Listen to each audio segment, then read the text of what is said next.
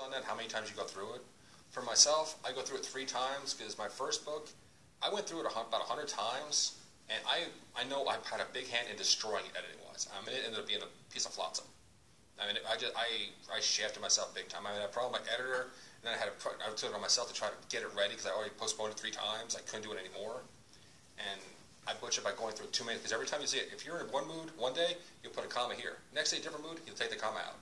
Or you'll like this phrase this day, you won't like that phrase this day. So I mean, for me, it just works better to find a hard number. Some people might be 5, some I can do it 10 times.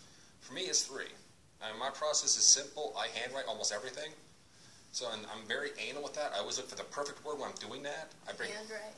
I'm insane. Yeah, I have a serious, you could call it a disorder or whatever. It's like, I'm insane. I tend to think I'm also stupid at times for doing that because it's a migraine when I'm trying to figure out my handwriting. It's like, I write it one time. I mean, my first shot will be 85% complete because I'll be so picky about what I write and how I do it. I have whole pages X'd out because I didn't like it.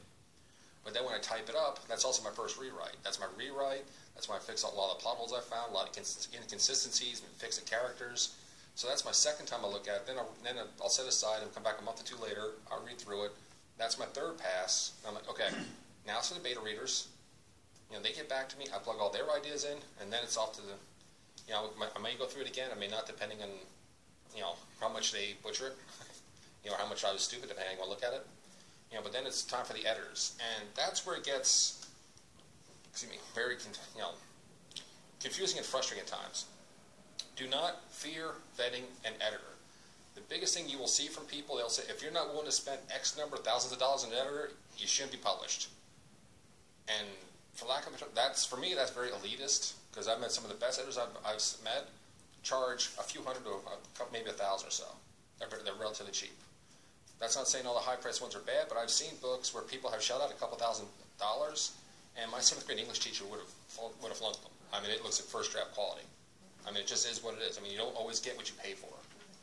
So vet them. And pretty much any editor that has an editing service will be willing to do a sample. Usually, anywhere it could be a couple pages, a few paragraphs, to 10 pages. For example, you can give them a sample of your work, they'll edit it, it gives them a chance to see if they want to work with you. I mean, they might even tell you, okay, you should go back and work on this more. Because if they get it back to you and it's dripping red ink, yeah, you probably need to work on it more. But it also gives you an opportunity to look at it and see if you want to work with them. Because they are trying to sell you their services. Yes, you're looking for them, but they're trying to sell you their service. Editors should never try to change your voice. They should never try to change your style. They should look at it and they should try to enhance your style and enhance your work. Not alter it to fit what they view it should be. So I mean, I've gone through the gambit on that one. I'm very lucky I found one now she's awesome. Lane's one of the best one I've worked with yet. It's like she keeps her voice, she keeps her style, but she edits a bare bones. She does point out plot holes and everything else, and that's what you really want in an editor. It really shouldn't do more than that. It's like don't be afraid to vet them, and do not hire them just because of a price tag. And I'm almost cut my own throat when I say this, but don't take a single author's word for it. If someone says, this person's awesome, that's great. Make a note of that. But then don't be afraid, again, ask for a sample. Talk to other people, ask that person, who else have they edited for? That's it, Elaine worked great for me. You may not appreciate it much. I may have Joe Smith, let's say in Portsmouth, he may be great for, another one over here, when it comes to mine, may not work well with me. So never take a single person's word for it. Always vet them. Make note of it. Okay, they like this. Okay, it's recommended. Okay, I'll pay attention because of that. But don't just strictly take their word for it. Always do your due diligence. It does sound like a lot of work, and it is. It can be. I mean, like I said, I went through 11 books out. I went through about 8 editors before I actually found one. Besides my wife, that didn't try to change everything I did. I've had them try to force me into doing 3rd-person limited and multiple selective, where you have the scene breaks and chapters. I don't use a lot of dialogue tags. Another one to put dialogue tags in every time I had a dialogue. Another one to separate my paragraphs constantly because I wrote maybe more than 5 sentences in a paragraph. They want to dice it up. They want no more than 3 or whatever. I mean, you'll have all these little things. I mean, it's not everyone's going to work all together. It just doesn't work. It's probably what works better for you, but still is a quality editor. It's trial and error a lot of times. I mean, you will go through the ringer, but that's where the samples come in effect. Okay, then you get to the cover art. Like the editors, their vision may not fit what you want. You may have actually the best. Attention, please. Twilight tells a story time for the entire family. Actually, one of the best examples would be The Silence of the Lambs. Originally, when they did the book cover, everyone thought it was a romance. Anyone seen the movie knows it's not romance. But I forget exactly the cover, but the artwork the publisher did, everyone thought, oh, it's a beautiful romance, man, why if this, it's... So, not everyone's vision is going to happen. You may want, say, a dragon in your cover, someone may want to put a sword. You may want, a young woman, they want to do something else. I mean, feel free to discuss it with them, but they're never going to match up perfectly, but, discuss it, see if you can work out a mutual agreement on it.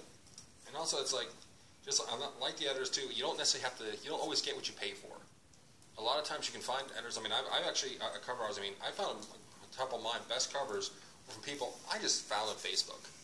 I just asked, I'm looking for covers. Anyone interested in doing covers, all you can do is, give you the credit for it in the final copy you wanted to. I had a few that became great friends that actually came forward, and yeah, I mean, they want to do that, and saying if you want to pay them some, by all means, you can work it out with them if they want to take money for it, but there are a lot of people that will exchange it for that. You can go, like, say, Facebook, Twitter, even DeviantArt.com is a site where a lot of artists put their work up. You can always contact them. Sometimes they'll want to be paid for it. Sometimes they'll just be happy to get their name out. Everyone's different. Do be prepared to spend some money because, it is someone's hard work.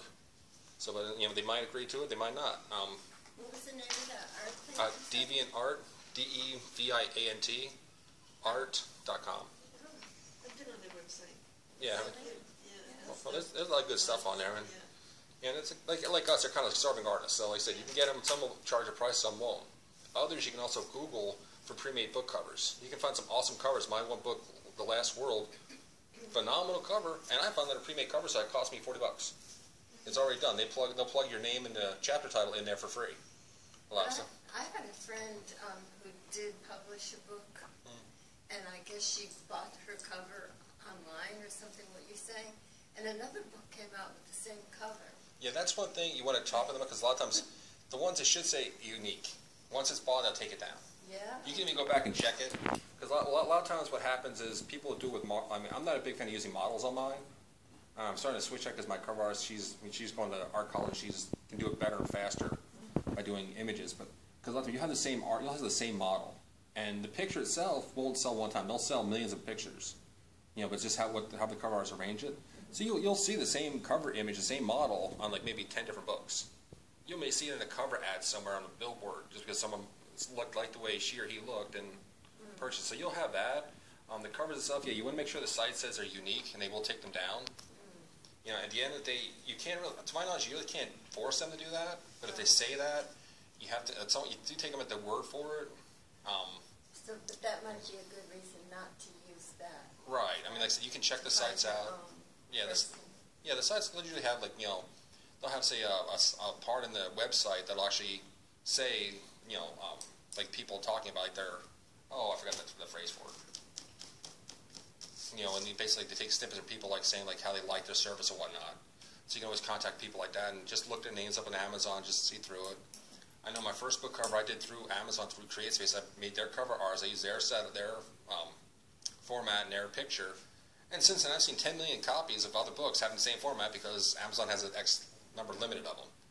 So, yeah, they use the same format. It's just, so sometimes that can be too, if they go through like a site like CreateSpace, like from Amazon, where you have the set number of formats, you'll see the same formats in a lot of different books, sometimes the same pictures. So that could also be part of it too. So it depends how you look at it, what you do with it. But yeah, if you go to pre-made cover, make sure they say that, each one's unique and they're going to take it down once it's purchased. You can't really make them, but it does at least give you that little sense of comfort.